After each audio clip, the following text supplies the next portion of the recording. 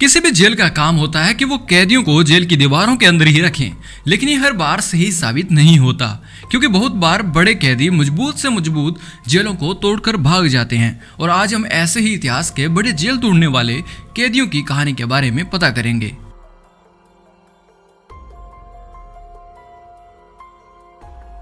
Johan Gerard.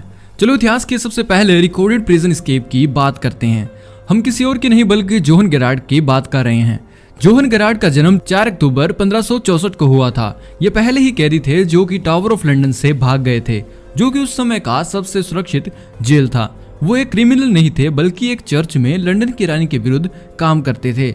इसके बाद उसे रानी के गार्ड्स ने पकड़ लिया और उससे पूछताछ की। काफी पीटा गया और कुछ ना बताने के बाद उसे मौत की सजा सुनाई गई।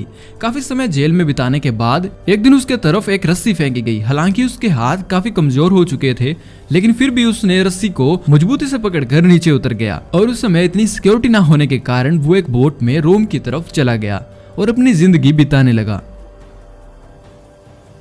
The Texas 7। टेक्सास 7 एक खतरनाक ग्रुप था जिसके member Johan B colony jail में 13 दिसंबर 2000 को लाए गए थे।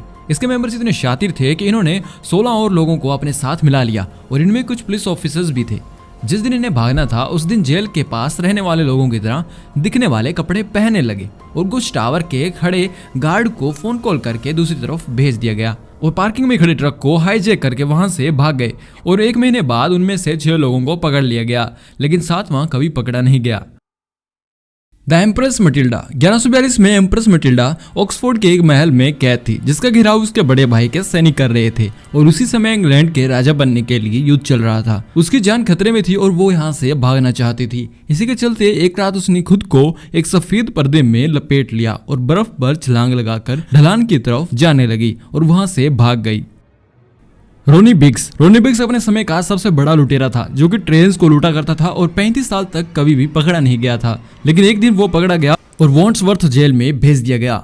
उसे जेल में 18 महीने हो चुके थे और 8 जुलाई 1965 को वह दीवार से ट्रक पर छलांग लगाकर भाग गया। वहां से भागकर पेरिस चला गया और एक नई पहचान बनाकर रहने लगा।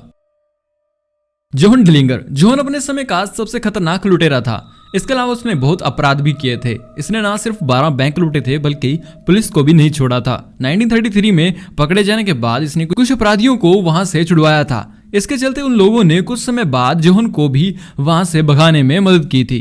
इसके बाद जोहन 1934 में दोबारा पकड़ा गया और सबसे मजबूत जेल क्राउन पॉइंट में भेज दिया गया। जोहन को यह भी प्रूव करना था कि वो किसी भी जेल को तोड़ के भाग सकता है।